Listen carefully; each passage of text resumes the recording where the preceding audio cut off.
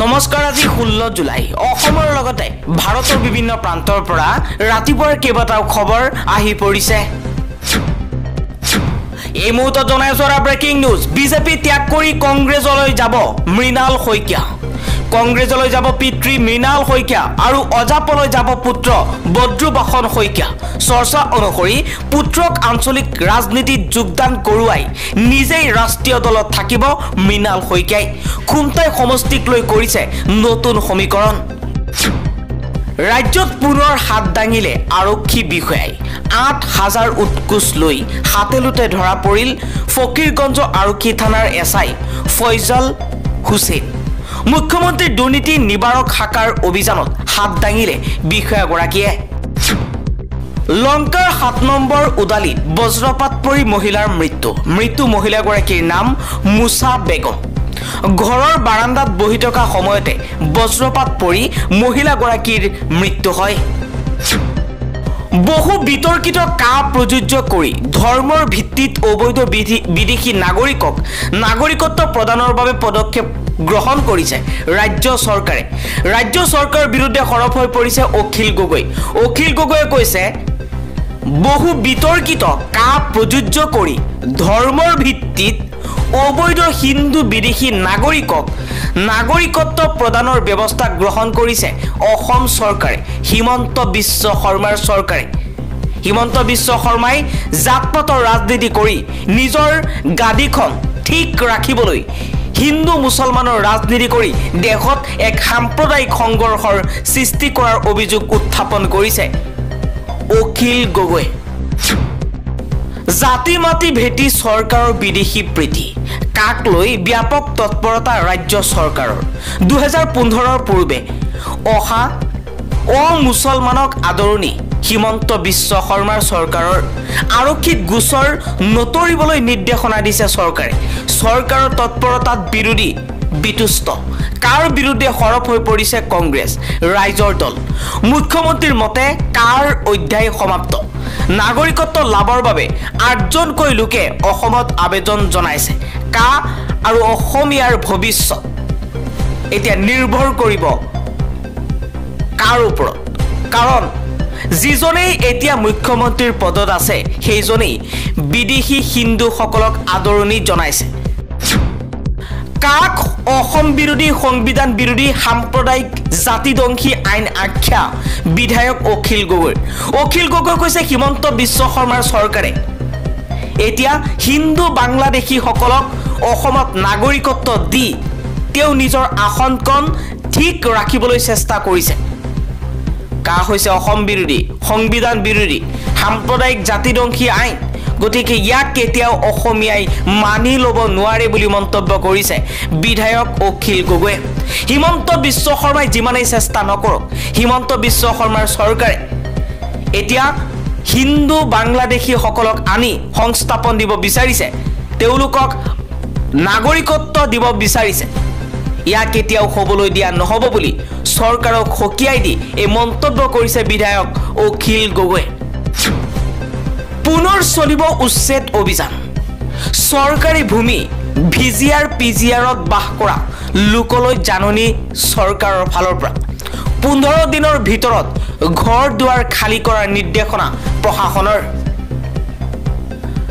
অসমৰ যিমানবোৰ VGR PGR মাটি আছে যিমানবোৰ মানুহে ভিজিআৰ পিজিআৰত বসবাস কৰি আছে সকলোলৈ এই জাননী জাৰি কৰা হৈছে 15 দিনৰ ভিতৰত ঘৰ দুৱাৰ খালী কৰাৰ নিৰ্দেশনা প্ৰশাসনৰ ফালৰ পৰা পুনৰ দেশত হ'ব এক আন্দোলন ন্যূনতম সমৰ্থন মূল্য আইনকে ধৰি একাধিক দাবীৰে ৰাজপথত নামি পৰিব সংযুক্ত কৃষক মৰ্চা নিশ্চিত ন্যূনতম সমৰ্থন মূল্য আইন ঋণ ৰেহাই আৰু কৃষকৰ পেঞ্চনৰ দাবীত সংযুক্ত কিষাণ মৰ্চাই পুনৰ ৰাজপথত আন্দোলন কৰাৰ সিদ্ধান্ত গ্ৰহণ কৰিছে ভাৰতৰ কৃষক সংগঠনৰ সৰ্ববৃহৎ মঞ্চ সংযুক্ত কিষাণ মৰ্চাই বৃহস্পতিবাৰে পুনৰ ধৰ্মঘটৰ সিদ্ধান্ত ঘোষণা কৰে কৃষক আন্দোলনৰ বিশিষ্ট নেতা তথা AIKSৰ নেতা হান্নান মোল্লাই দৃঢ়তাৰে কয় যে আগন্তুক বিধানসভা নিৰ্বাচনত বিভিন্ন ৰাজ্যত SKM বিজেপিৰ বিৰুদ্ধে প্ৰচাৰ চলাব আমি বিজেপিৰ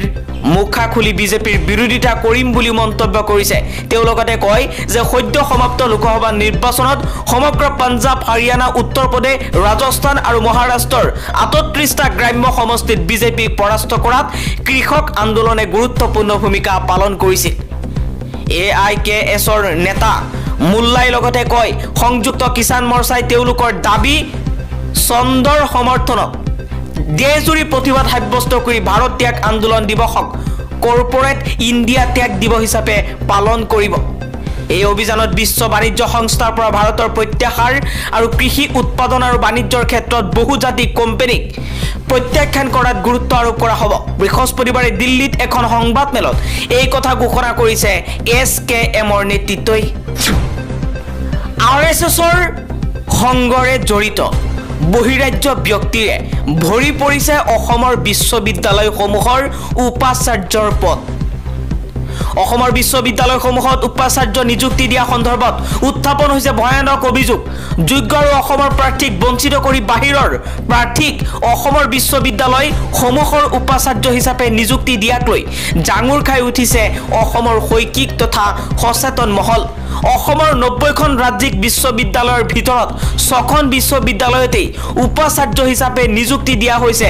বহিৰাজ্যৰ ব্যক্তিক আনকি এই সকল উপাচাৰ্য ৰাষ্ট্ৰীয় স্বয়ংসেৱক সংঘ তথা বিজেপিৰ হিন্দুত্ববাদী সংগঠনৰ লগত সম্পৰ্ক আছে বুলি অভিযোগ উত্থাপন হৈছে এই তালিকাত আছে অসম বিজ্ঞান আৰু প্ৰযুক্তি বিশ্ববিদ্যালয় শ্ৰী অনিৰুদ্ৰ দেৱ ক্ৰিয়া বিশ্ববিদ্যালয়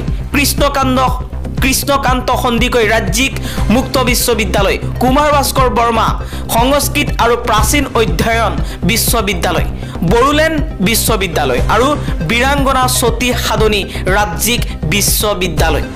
জানিব পৰা মতে এই কেইখন ৰাজ্যিক বিশ্ববিদ্যালয়ৰ উপাচাৰ্য উত্তৰ প্ৰদেশ দিল্লী ৰাজস্থান মহাৰাষ্ট্ৰ উৰিষ্যা আৰু অন্ধ্ৰ প্ৰদেশৰ আনহাতে অসমত থকা দুখন কেন্দ্ৰীয় বিশ্ববিদ্যালয় ক্ৰমে অসম বিশ্ববিদ্যালয় আৰু তেজপুৰ বিশ্ববিদ্যালয়ৰ উপাচাৰ্য সকলো বহিৰাজ্যৰ জানিব পৰা মতে অসম বিশ্ববিদ্যালয়ৰ উপাচাৰ্য ৰাজীৱ মোহন পন্ত উত্তৰ প্ৰদেশৰ আৰু তেজপুৰ বিশ্ববিদ্যালয়ৰ উপাচাৰ্য শম্ভুনাথ সিং বিহাৰৰ বাসিন্দা অভিযোগ অনুসৰি এই সকল ব্যক্তিক অসমৰ বিশ্ববিদ্যালয়ৰ উপাচাৰ্য হিচাপে নিযুক্তি দিয়াৰ বাবে যোগ্য অসমীয়া শিক্ষাবিদসকল বঞ্চিত হৈ আহিছে ইপিনে সম্প্ৰীতি চলি আছে বিশ্ববিদ্যালয়সমূহৰ উপাচাৰ্য বাছনি প্ৰক্ৰিয়া ৰাজ্যিক বিশ্ববিদ্যালয়সমূহৰ আচাৰ্য তথা অসমৰ ৰাজ্যপাল গৰাকীয়ে RSSৰ মতাদৰ্শৰ প্ৰতি পক্ষপাতিত্ব কৰি উপাচাৰ্য নিৰ্বাচন সমিতি গঠন কৰাৰ অভিযোগো উত্থাপন হৈছে সূত্ৰ অনুসৰি এই কমিটিসমূহত RSSৰ সৈতে জড়িত থকা বহিৰাজ্যৰ অধ্যক্ষ আৰু সদস্য থকা আছে বুলি সূত্ৰই প্ৰকাশ কৰিছে নাম প্ৰকাশ নকৰাকৈ এখন বিশ্ববিদ্যালয়ৰ এজন অধ্যাপকে কৈছে যে ইয়া আমাৰ ৰাজ্যৰ